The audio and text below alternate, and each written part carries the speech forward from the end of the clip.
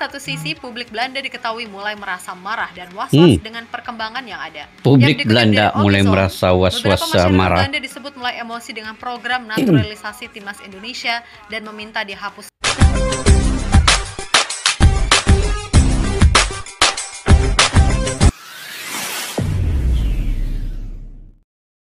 Assalamualaikum dan salam persaudaraan, salam sepak bola. Selamat bertemu kembali guys di channel Askalani Studio. Oke, apa kabar semua? Semoga dalam keadaan sehat walafiat dan dimurahkan rezeki, diberikan kesehatan yang baik juga ini. Oke, sekarang ini di Belanda ada ramai keturunan Indonesia. Ada ramai pemain-pemain diaspora yang punya kualitas tinggi, yang hanya tinggal mereka memilih haluan ke mana negara yang mereka inginkan untuk bermain. Jadi sekarang ini apabila Indonesia sudah menampakkan jalannya, ada yang tiba-tiba datang ingin membela timnas Indonesia. Jadi ini yang menggusarkan klub-klub yang ada di Belanda, karena pemain-pemain mereka apabila bermain dengan timnas Indonesia, maka klub itu perlu melepaskan pemain itu apabila dipanggil oleh timnas Indonesia. Jadi kalau gini guys, makin banyak yang ingin join, publik Belanda mulai was-was. Renat diundang Mancini. Itu video yang ingin saya reaksi pada hari ini guys. Jadi tanpa berbasa-basi, yuk kita simak dulu video ini. Kebijakan PSSI untuk mengebar program naturalisasi memang sejauh ini sukses memberikan dampak yang berarti, di mana timnas Indonesia sekarang ini benar-benar jadi yang nggak bisa diremehkan lagi.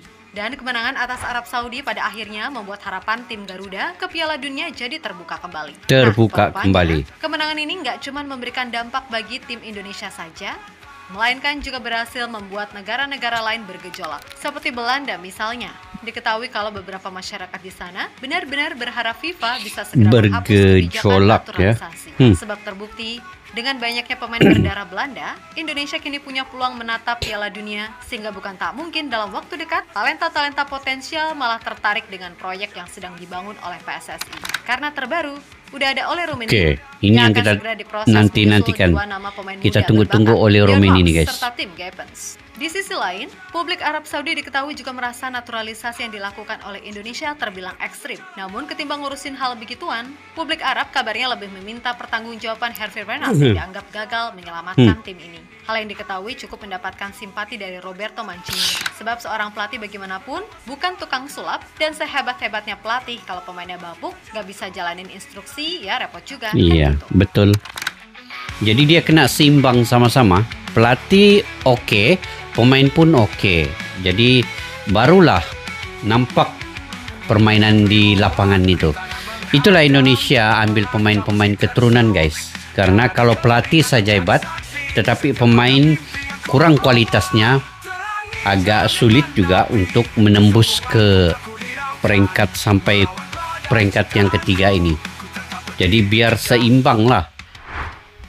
Sebagai tim yang statusnya bukan unggulan, tentu menjadi sebuah catatan apik bagi timnas Indonesia yang mampu tampil Spartan di sepanjang round 3 ini. Meskipun sempat down karena 3 pertandingan yang hasilnya nggak enak, tapi di laga melawan Arab Saudi, tim Garuda benar-benar bisa membuktikan kalau tim ini punya mentalitas yang kuat untuk menang. Membuka dan peluang sekarang lagi. Kita ada di posisi 3 klasemen sementara di atas Arab, China, dan Bahrain. Memang tantangan di setiap pertandingan sangatlah besar. Bahkan timnas juga sempat dihajar kanan kiri sama netizen, terutama ya sang pelatih Shin Tae-yong. Namun sekali lagi, dengan tekad kerja keras, kesatuan, dan juga pastinya doa, peluang tim Garuda untuk terbang lebih tinggi sekarang ini jauh lebih terbuka, mengingat masih ada 2 laga kandang lawan Bahrain serta China, yang mudah-mudahan 2 laga kandang lagi guys. Lawan Bahrain dan juga China. Oke guys, sekejap. Terkait dengan pemain-pemain keturunan ini ya. Sebenarnya bukan saja Indonesia yang mengambil pemain-pemain keturunan ini, tetapi banyak negara ya.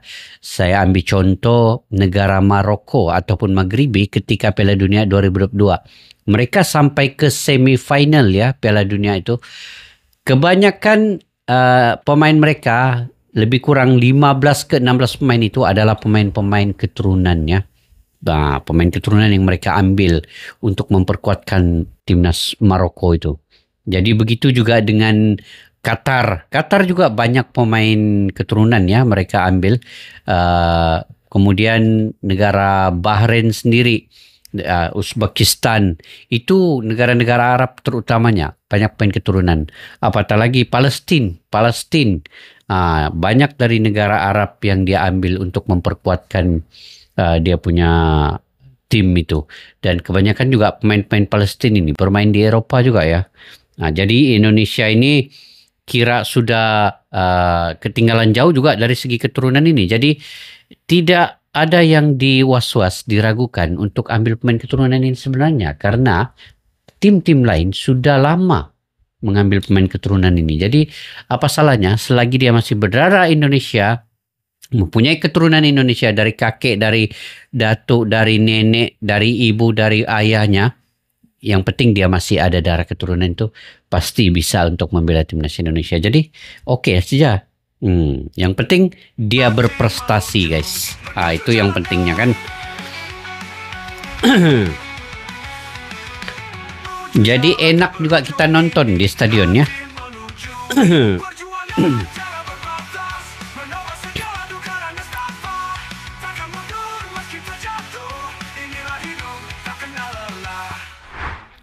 Yap, salah satu yang mendasari mengapa timnas bisa seperti sekarang, yang nggak munafik karena berkat keberadaan pemain diaspora yang bersedia pulang membela tanah leluhurnya. Dan luar biasanya di atas lapangan semua pemain memberikan segalanya, sehingga ya emang layak gitu loh. Timnas Indonesia berada di titik seperti sekarang ini. Nah, imbas positifnya, dengan performa yang bagus, otomatis image-nya juga ikutan bagus. Maka minat dari para pemain grade A yang sebelumnya alot, kini udah mulai luluh. Contoh nyata ya Ole Rummenigge. Ole Rummenigge, ini kita tunggu guys. Ataupun Kevin Dix. Tapi di satu sisi, publik Belanda diketahui mulai merasa marah dan was-was dengan perkembangan yang ada. Publik Belanda mulai merasa was-was marah. Belanda disebut mulai emosi dengan program naturalisasi timnas Indonesia dan meminta dihapus sepenuhnya oleh FIFA. Hal ini menilik dari proses naturalisasi yang terbilang sukses yang dilakukan oleh PSSI sejauh ini. Pemain-pemain seperti Jay Sass, Tom Haye, Kelvin Verdong, Martin Pos, Ragnar Oratmangun adalah beberapa contoh nama yang sukses memberikan dampak signifikan di dalam tim. Selain itu masih ada nama-nama lainnya yang dirasa juga punya peran penting. Intinya, publik Belanda merasa jika timnas Indonesia saat ini lebih mirip seperti timnas Belanda C, karena banyaknya pemain kelahiran Belanda di dalamnya. Maka dari itu, masyarakat Belanda ini meminta agar FIFA menghapus kebijakan naturalisasi. Kenapa pula dihapus? Tentu saja ini tidak masuk akal sama sekali. Seharusnya dilarang secara hukum di seluruh dunia bagi pemain untuk bermain di negara di mana mereka tidak dilahirkan dan atau tidak tumbuh. Tulis @akunshurt. Sedangkan negara lain Dengan boleh. cara ini merupakan bentuk distorsi kompetisi yang tidak berkontribusi pada sepak bola yang murni dan adil. Mayoritas pemain Belanda ini sama sekali tidak memiliki asal Indonesia, hanya secara tidak langsung. Saya pikir itu terlalu sedikit untuk menerima hal ini. Itu murni oportunisme, tidak lebih, tidak kurang. Tambah akun tersebut. Meskipun tentu saja sangat menyenangkan bagi orang-orang yang mungkin mencapai Piala Dunia. Saya bertanya-tanya apakah Anda harus menginginkannya? Indonesia menjadi semacam Belanda C dengan cara ini. Tulis akun lainnya, @Stefan. Di sisi lain, kabar nggak enak datang dari timnas Arab, di mana Hervé Renard kini didesak mundur oleh sebagian besar fans karena dirasa gagal mundur menyelamatkan lagi. situasi sulit. Yap, dikutip dari Al Saudia 356, Hervé Renard harus mengambil aksi, bukan hanya sekedar berkata di depan media. Karena bagaimanapun, situasi timnas Arab Saudi kini benar-benar terancam nggak bisa lolos.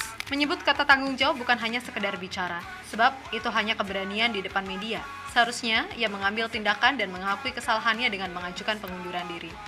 Sementara itu, menurut pengamat sepak bola Arab Saudi, Khaled Al-Atawi, Renard bukanlah sosok yang tepat membesut timnas Arab Saudi di tengah kondisi seperti sekarang ini.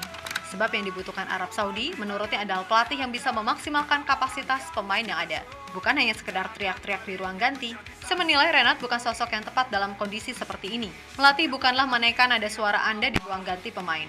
Kata Khaled dikutip dari Al Saudia 356. Berantakan juga ini Arab Saudi guys. Baru ganti pelatih Mancini. Terlepas dari apapun, pokoknya kita semua sangat happy dengan pencapaian timnas Indonesia sekarang ini. Dan soal kegelisahan naturalisasi, ya wajar sih mereka begitu, karena pelan-pelan udah banyak pemain potensial yang akhirnya memilih timnas Indonesia. Contoh paling nyata ya sudah pasti May Silgers, Jay Sass, dan terbaru oleh Romeni. Dan bukan tak mungkin pemain-pemain lainnya akan segera nyusul. Namun di luar itu semua, kembali lagi naturalisasi adalah hal yang normal terjadi di seluruh dunia. Betul, Terus atas normal. dasar apa? Publik Belanda marah-marah dan minta FIFA bertindak menghapus aturan itu.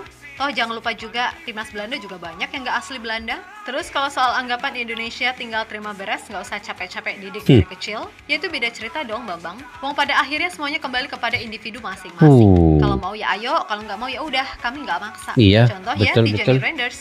Dia lebih memilih timnas Belanda. Ya udah, oke-oke aja, nggak ada masalah. Ingat, mereka juga punya garis keturunan Indonesia dan semisal mereka mau balik membela tanah leluhur, ya masa kita larang? Kan kocak. Lagi-lagi, semua tergantung pribadi masing-masing. Katanya hak asasi manusia. Ya udah, bebas dong milih. Jangan giliran pelangi aja kalian bela-bela.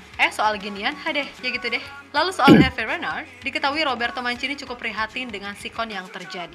Bagi Mancini, ini bukan soal pelatih aja, tapi juga pemain Arab itu sendiri yang dirasa terlalu bapuk buat mainin sepak bola modern. Apalagi sebagian besar dari mereka jarang banget dapat kesempatan main di klub. Ya ibaratnya gini, udah main di liga lokal, cadangan pula, ya susah gitu loh. Jadi mungkin aja nih, Mancini sembari ketawa tipis-tipis, ngasih masukan Hervé Renard untuk sabar dan dikuat-kuatin aja. Nggak apa-apa ditekan sana-sini, yang penting apa? Duitnya gede. Dah gitu aja. Nggak, bercanda. Ya dalam hal ini sebenarnya Hervé Renard pun nggak bisa sepenuhnya salah. Karena ia datang di situasi kondisi tim yang emang sedang down. Betul. Jadi kembali lagi, pelatih bukan tukang sulap. Dan itu juga yang perlu dipahami oleh netizen Indonesia soal Shin Tae-yong. Mengkritik itu adalah hal yang wajar. Tapi kalau jatuhnya hujatan, Benar. ya itu namanya kurang ajar. Benar sekali guys. Oke guys, kalau saya setuju banget guys kalau program dengan pengambilan pemain-pemain keturunan ini diteruskan oleh Timnas Indonesia, diteruskan oleh PSSI. Karena apabila Indonesia sudah berprestasi seperti ini ya, kayak gini sekarang nih, perlu ada penambahan pemain-pemain yang backup, yang sama kualitasnya, yang sama dia punya grade A-nya untuk membackup seandainya pemain-pemain ini mengalami kecederaan, dikenakan kartu kuning, dikenakan kartu merah. Karena apabila sudah lolos nanti ke Piala Dunia, Indonesia memerlukan pemain-pemain yang memang level-level bertaraf antarabangsa sudah. Dia bukan lagi main di Asia, dia bukan lagi main di kualifikasi, tetapi sudah ke Piala Dunia nanti. Jadi memerlukan amunisi pemain-pemain baru yang ada kualitas tersendiri. Oke, sekarang ini ada antara di Belanda lah, ada antara mereka klub-klub di Belanda itu yang menginginkan bahwa program ini dihentikan. Ini sebenarnya tidak adil untuk Indonesia karena negara-negara lain seperti yang saya sebutkan tadi, seperti Maroko, Qatar, Bahrain sendiri pun mereka punya pemain-pemain keturunan daripada tim itu, bukan asal usulnya dari negara mereka. Maroko main di Piala Dunia sampai semifinal ada 16 pemain keturunan guys. Itu pula boleh kan? Kenapa pula Indonesia bila sudah berprestasi begini cuba ingin dihentikan? Jadi ini mereka tidak adil lah untuk Indonesia ya. Jadi saya setuju dengan Bapak Erick Thohir. Apa saja program yang dia ingin lakukan, yang penting berprestasi untuk timnas Indonesia. Netizen ataupun supporter ingin menonton di stadion, ini akan membangkitkan ekonomi yang ada melalui pembelian tiket, daripada luar negeri datang, bule-bule datang menonton sendiri di Stadium GBK. Jadi itu akan menjadi putaran ekonomi untuk Indonesia. Ini yang dilihat oleh mungkin negara-negara lain juga ya. Sebab kalau Indonesia ini lolos ya, insya Allah stadion itu 80.000 akan full setiap kali Indonesia bermain. Kalau lolos sudah di Piala Dunia nanti. Sekarang ini pun di kualifikasi sudah full stadion, apatah lagi kalau sudah lolos nanti guys. Jadi ini akan ramai lagi yang akan mendukung timnas Indonesia. Bukan saja supporter yang ada di Indonesia itu sendiri ya, tetapi yang di luar daripada Indonesia, dari negara-negara ASEAN yang lain, Malaysia, Thailand, Vietnam, Singapura juga sebenarnya ingin menonton timnas Indonesia. Sekarang ini negara-negara ASEAN ini ternanti-nanti, tertunggu-tunggu bila Indonesia mau main lagi. Kalau Indonesia main, ramai-ramai mendukung daripada negara-negara ASEAN ini. Sebenarnya mereka tertunggu-tunggu kualifikasi ini, Indonesia akan lawan tim mana dan bila. Itu kapan mainnya. Jadi untuk makluman, Indonesia akan bermain di bulan Maret melawan Australia di bulan Maret dengan Bahrain. Kemudian di bulan Mei akan melawan Jepang dan juga China. Jadi itu kita doakan untuk Indonesia, guys. Okey, bagaimana menurut pandangan kalian terkait dengan perkara ini tadi? Bisakah lagi program menaturalisasi pemain-pemain keturunan ini, guys? Kalau saya setuju, teruskan. Kalau kalian gimana? Komentar di ruang kolom di bawah. Sampai kita jumpa lagi. Assalamualaikum warahmatullahi wabarakatuh. Bye-bye. Askalana Studio untuk kita channel yang bereaksi tentang apapun yang ada di Indonesia, channel YouTube dari Malaysia di Askalani Studio. Jika mau tahu tentang Indonesia, ayo like and subscribe channel kami Askalani Studio.